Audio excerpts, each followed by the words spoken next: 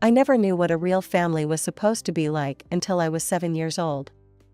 My name's Rebecca, but everyone calls me Becky. I grew up thinking that all families were like mine, cold, distant, and devoid of affection. My dad, a successful dentist with his own practice, and my mom, who worked as his nurse, provided for me materially, but that was about it. From as far back as I can remember, hugs and kisses were foreign concepts in our house. My parents never showed any warmth towards me, and I just assumed that's how things were supposed to be. We lived in a nice house, had good food on the table, and I always had clean clothes to wear. But something was missing, and I couldn't put my finger on it. Our family didn't socialize much. We rarely had visitors, and I never went to other kids' houses. It was just us, in our own little bubble. Looking back, I realize how isolated we were, but at the time, it seemed normal. Everything changed when I made friends with a girl in my class, Sarah. One day, she invited me over to her house after school. I remember walking into her home and feeling like I'd stepped into another world. Sarah's mom greeted us at the door with a warm smile. "Hi, sweetie," she said, pulling Sarah into a tight hug. "And you must be Becky. It's so nice to meet you." Before I knew what was happening, she had wrapped her arms around me too. I froze, not knowing how to react. The hug was nice, warm, comforting. All these new sensations washed over me, and I felt my eyes start to water. As we sat in Sarah's living room doing our homework, I couldn't help but notice how different everything felt. Sarah's mom would pop in occasionally, asking if we needed anything, ruffling Sarah's hair, or giving her a quick peck on the cheek. Each time, I felt a pang in my chest. When it was time for me to go home, Sarah's mom offered to drive me. As we pulled up to my house, she turned to me with a kind smile. "It was lovely having you over, Becky. You're welcome anytime." Then, to my absolute shock, she leaned over and kissed me on the cheek. "Good night, sweetie." I stumbled out of the car, my mind reeling. As I walked into my house, I saw my parents sitting in the living room, engrossed in their own activities. My mom was reading a book, while my dad was looking over some papers. "I'm home," I said hesitantly. My mom barely glanced up. "Did you finish your homework at Sarah's?" "Yes," I replied, then gathered my courage. "Mom, Dad, why don't you ever kiss me goodnight?" The silence that followed was deafening. My mom finally looked up from her book, her expression a mix of confusion and irritation. "What are you talking about, Rebecca? We feed you, clothe you, and provide a roof over your head. That should be enough for you." I felt my heart sink. "But that's enough, Rebecca," my dad interjected, not looking up from his papers. "Go to your room and get ready for bed." That night, as I lay in bed, I realized for the first time that something was wrong in our family. The warmth I had felt in Sarah's home was completely absent in mine. And as I drifted off to sleep, I wondered why my parents couldn't love me the way Sarah's mom loved her. As I grew older, the stark difference between my family and others became increasingly apparent. By the time I hit my teenage years, I had a clearer understanding of what was wrong. My mother was the root of the problem. Mom had always been a cold woman, seemingly incapable of showing emotion towards anyone, let alone affection. It wasn't just me she treated this way. I noticed she was equally distant with Dad. It was as if she was made of ice, impenetrable and unyielding. I started noticing more and more how burdened they seemed by their parental duties. They'd attend parent-teacher meetings, sure, but their faces always held barely concealed irritation, as if they'd rather be anywhere else. When my 16th birthday rolled around, I had a foolish hope that things might change. Maybe they'd surprise me with a heartfelt gift or even just a warm hug. Instead, I got a cold dose of reality. "Rebecca," Mom said over breakfast, her tone as flat as ever. "Your father and I need to discuss something with you." Dad cleared his throat.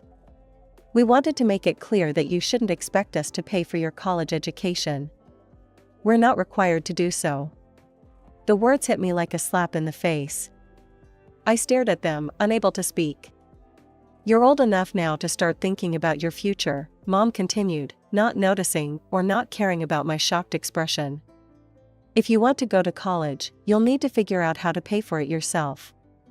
I nodded numbly, pushing away from the table. Thanks for letting me know, I managed to say before retreating to my room. That day marked a turning point for me. I realized that if I wanted anything in life, I'd have to get it for myself. My parents weren't going to help me, they'd made that crystal clear. After graduating high school, I knew I needed to start earning more money. College seemed like a distant dream, but I was determined to make it happen someday. That's how I found myself working as a waitress at Joe's Diner, a small local restaurant just a few blocks from our house. Joe, the owner, was a middle-aged man with a perpetual 5 o'clock shadow and a belly that spoke of too many taste tests in the kitchen. When I applied for the job, he looked me up and down with a grin that made me slightly uncomfortable. Well, he said, stroking his chin. You'll definitely attract customers with those looks, sweetheart. You're hired. 3 months into my new job, my life took another dramatic turn. It was a Tuesday morning, and I was getting ready for my afternoon shift when my parents called me down for breakfast. This was unusual, we rarely ate together, let alone had conversations over meals. As I sat down, I noticed my parents exchanging glances. My mother, her face as impassive as ever, spoke first. Rebecca, your father and I have some news, she said, her voice devoid of any emotion. We've decided to sell the house and move to Europe. The sale will be finalized next month. I waited for them to continue, to tell me about their plans for me. But the silence stretched on. Finally, I couldn't take it anymore. So, what about me? I asked, my voice small. Am I coming with you? My parents exchanged another look, this one tinged with what seemed like annoyance. My father cleared his throat. Rebecca, you're an adult, he said, his tone matter of fact. It's time for you to find your own place to live. We've fulfilled our duty. You're of legal age now, which means you need to figure things out on your own. Anger and disbelief warred inside me. This is my home too, I shouted, standing up so quickly my chair toppled over. You can't just throw me out. My father actually laughed, a cold, humorless sound that sent chills down my spine. This house is my property, Becky. You have no claim to it. Tears stung my eyes as the full weight of their callousness hit me. Without another word, I ran upstairs and started throwing my belongings into a suitcase. As I was about to leave, my parents stopped me at the door. Show us what's in the suitcase, my mother demanded, her eyes narrowed with suspicion. I couldn't believe what I was hearing. Are you serious? You think I'm stealing from you? We just want to make sure you're not taking anything valuable, my father said, as if it was the most reasonable request in the world. That was the last straw. Years of pent-up anger and hurt came pouring out of me in a torrent of curse words and accusations. I screamed at them, calling them every nasty name I could think of, telling them they were the worst parents in the world. They didn't even flinch. When I ran out of steam, my mother simply opened the door and gestured for me to leave. With nowhere else to go, I headed to Joe's Diner for my shift, dragging my suitcase behind me. Joe looked up from behind the counter, his eyebrows shooting up when he saw my suitcase. Becky, what's going on? I tried to keep it together, I really did. But as soon as he asked, the dam broke. Tears started streaming down my face as I told him everything, how my parents were selling the house, moving to Europe, and had kicked me out without a care in the world. Joe listened, his face growing more concerned with each word. When I finished, he reached out and took my hand. Oh, sweetheart, that's terrible. Listen, I might be able to help you out. For a moment, hope fluttered in my chest. But then I saw the look in his eyes, and my stomach dropped. You could stay at my place, he continued, his thumb rubbing circles on the back of my hand. But you'd need to show me how grateful you are. I yanked my hand away, disgust replacing my sadness. Are you kidding me? Joe's face hardened. Fine, have it your way. But if you're not gonna take my offer, you can consider yourself fired. I don't need your drama in my diner. I rented a room at a cheap hostel for the night. As I sat on the lumpy bed, I pulled out my phone and opened my parents' social media pages. I'd never paid much attention to them before, but now I scrolled through their friends lists desperately, looking for any relatives who might be willing to help me. One by one, I reached out to them, explaining my situation. And one by one, they turned me down. Some were polite about it, others less so, but the result was the same: no one wanted to take me in. Just when I was about to give up hope, I got a message from someone I'd never met, my mother's aunt, Evelyn. She lived in another state but said she'd be willing to let me stay with her for a while. With no other options, I used the last of my money to buy a bus ticket to Aunt Evelyn's town. When I finally arrived, Aunt Evelyn was waiting for me at the bus station. She looked a lot like my mother, the same sharp features and steely eyes. "Rebecca," she said, nodding at me. "Welcome." As we drove to her house, Aunt Evelyn laid out the ground rules. "You can stay in the spare room. I expect you to keep it clean and help out around the house. And you'll need to find a job, I'm not running a charity here." The next few weeks fell into a routine. I found a job at a local cafe, worked long hours, and spent my free time cleaning Aunt Evelyn's house and cooking meals. She was always polite but distant, watching me with a wariness I couldn't understand. One evening, as I was dusting the living room, my eyes fell on a framed photograph I hadn't noticed before. It showed a young man with a bright smile, his arm around a younger version of Aunt Evelyn. "Aunt Evelyn?" I called out. "Who's this in the photo?" I heard a sharp intake of breath behind me. When I turned around, I saw something I never expected: tears in Aunt Evelyn's eyes. That's my son," she said, her voice cracking. "He died in a car accident 10 years ago." I put down the duster and did something I'd never done before: I hugged her. To my surprise, she hugged me back, her body shaking with silent sobs. When we finally pulled apart, Aunt Evelyn looked at me with wonder. "You know, I always thought you'd be just like your mother, cold and unfeeling." I shook my head, feeling my own tears welling up. "And I thought you were just like her too." I guess we were both wrong. As the days passed, Aunt Evelyn and I grew closer.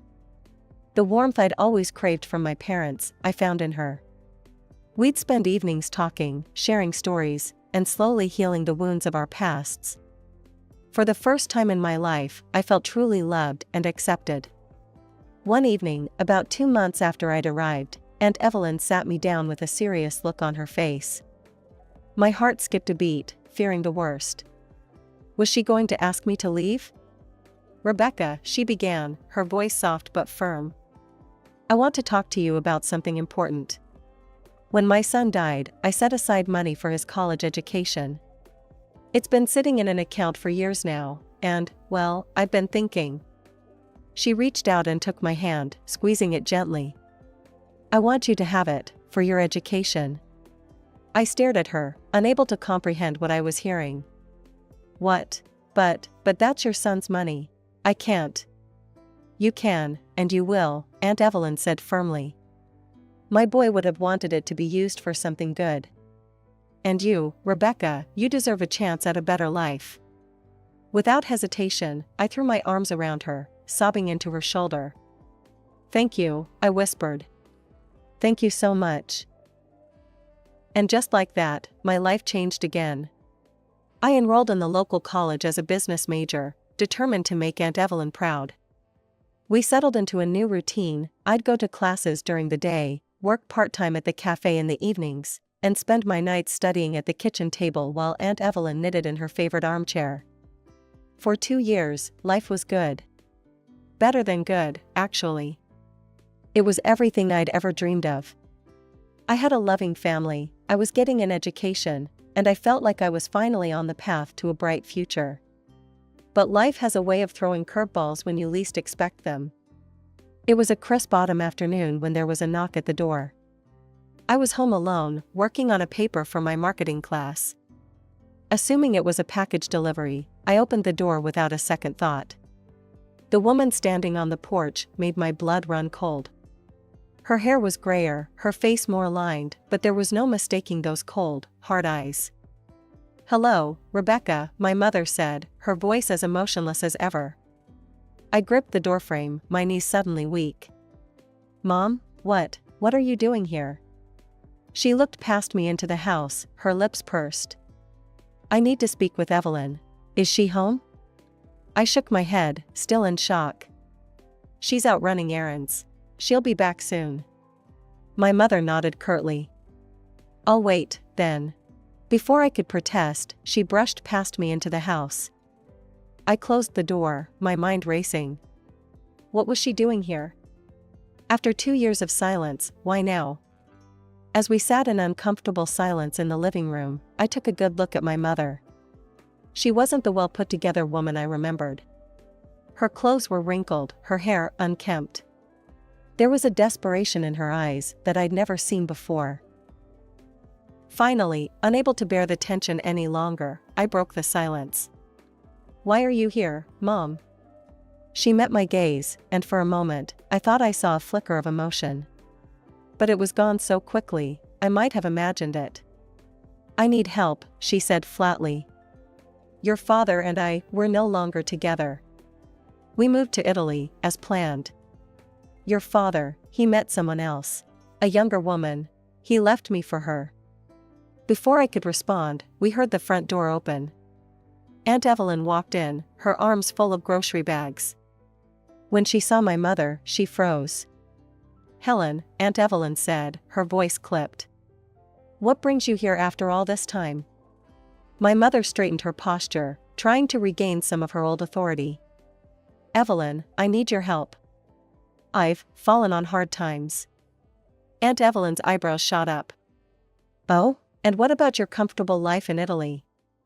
"Things didn't work out as planned," my mother replied, her voice tight. "John left me for another woman. I have nowhere else to go. You're my only option, Evelyn." Aunt Evelyn let out a harsh laugh. "Oh, that's rich coming from you, Helen. Do you remember when I needed your help? When I lost my son and couldn't even afford a proper funeral? Where were you then?" I saw my mother flinch, but she quickly regained her composure. "That was different." Different?" Aunt Evelyn interrupted, her voice rising. "How was it different?" "Because it wasn't you who needed help." The tension in the room was unbearable. I felt like I should say something, do something, but I was frozen in place, watching this family drama unfold. My mother's eyes suddenly locked onto me. "Rebecca," she said, her voice taking on an edge of desperation. "You owe me. I'm your mother." I felt a surge of anger rise within me. "I owe you? You kicked me out without a second thought. You told me I was on my own. And now you have the nerve to say I owe you?" "I raised you," my mother began, but I cut her off. "You provided the bare minimum," I spat out. "Food, clothes, a roof over my head.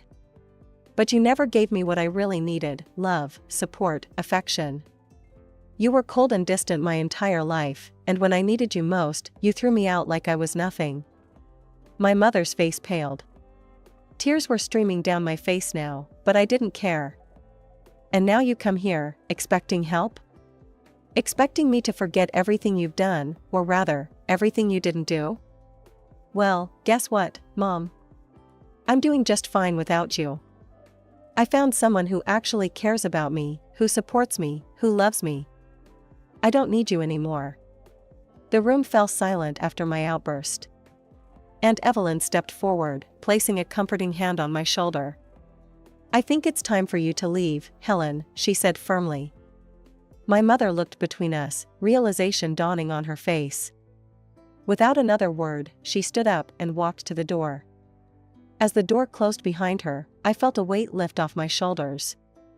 I turned to Aunt Evelyn, who pulled me into a tight hug. "I'm so proud of you, sweetheart," she murmured, stroking my hair. "You stood up for yourself. You're stronger than you know." As I cried into her shoulder, I felt a mix of emotions: relief, sadness, anger, and strangely, a sense of freedom. For the first time in my life, I had confronted my mother and spoken my truth. It hurt, but it also felt like the beginning of healing. About a week after the incident, I was walking across campus when I overheard a group of my classmates whispering and glancing in my direction. As I got closer, I caught snippets of their conversation. "That's her, the one whose mother. Can you believe she'd abandon her own mom?" My stomach dropped. How did they know about what happened? I quickened my pace, my cheeks burning with embarrassment and anger. It didn't take long to figure out what was going on. My mother had taken up residence in a cheap motel on the outskirts of town and had started showing up at the college, telling anyone who would listen about how her ungrateful daughter had abandoned her in her time of need. For days, she sat on a bench near the main entrance, accosting students and staff alike with her tale of woe. My classmates began to whisper behind my back, some giving me looks of pity, others of judgment. I tried to ignore it, to focus on my studies, but it was hard. One afternoon, after a particularly grueling class where I could feel everyone's eyes on me, I broke down and told Aunt Evelyn everything. The next day, with Aunt Evelyn by my side for moral support, I approached a group of my classmates who were huddled near the campus coffee shop. I took a deep breath and spoke up. "Hey, guys. I need to talk to you about something. About my mother." They turned to look at me, their expressions a mix of curiosity and wariness. And so, I began to talk. I told them everything, about my childhood in a cold, loveless home, about being kicked out the moment I turned 18, about struggling to survive on my own until Aunt Evelyn took me in. As I spoke, I saw their expressions change from skepticism to shock, and finally, to understanding. By the time I finished, there were tears in more than a few eyes. One of my classmates, Sarah, stepped forward and hugged me. "Becky, I'm so sorry. We had no idea. Your mom, she made it sound so different." Word spread quickly after that. My classmates, now armed with the truth, became my fiercest defenders. When my mother tried to approach them with her tales of abandonment, they shut her down. The college security, alerted to the situation, began escorting her off campus whenever she showed up. A week later, I heard through the grapevine that my mother had given up and left town. She had returned to our hometown, taking a job as a nurse at the local clinic and renting a small apartment. I felt relieved and calm. Life had settled into a comfortable rhythm. After the tumultuous events with my mother, I found my footing again and threw myself back into my studies with renewed determination. My grades improved, and I was on track to graduate with honors. One ordinary afternoon, as I was reviewing notes for an upcoming exam, my phone buzzed with a notification. A message from an unexpected sender, my father. My heart skipped a beat as I opened it, curiosity and apprehension mingling in my chest. The message read, "Rebecca, I hope this finds you well. I'm reaching out because I have a proposition for you. I've remarried in Italy and have a young son now. We could use some help with childcare. Would you consider coming to stay with us? You could be a nanny for your half-brother. I know you probably don't have many prospects there, so this could be a great opportunity for you." I stared at the screen, a mixture of disbelief and amusement washing over me. After years of silence, this was what he had to offer. A job as an unpaid nanny for a half-brother I'd never met? The audacity was almost comical. Without hesitation, I typed a single word in response, "No." Seconds later, my phone buzzed again. My father, clearly taken aback by my curt reply, began asking questions. Where was I living? How was I supporting myself? What was I doing with my life? A mischievous smile played on my lips as I scrolled through my photo gallery. I selected a picture of myself on campus, beaming in front of the business school building, and another of me laughing in Aunt Evelyn's cozy kitchen. I sent these images without comment. The response was immediate. Message after message flooded in, each more frantic than the last. How had I managed to go to college? Where was I getting the money? Whose house do I live in? I took a deep breath, savoring the moment. Then I typed out one final message, "That's none of your business." With a sense of finality, I blocked his number. Months passed, and before I knew it, graduation day arrived.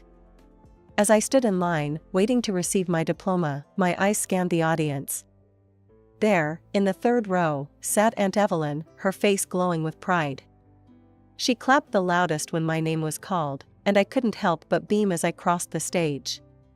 Looking at Aunt Evelyn, I made a silent vow. I would build a life that would make her proud. I would take the love and support she had given me and pay it forward. I would show her, and the world, that family isn't just about blood, it's about choice, love, and commitment.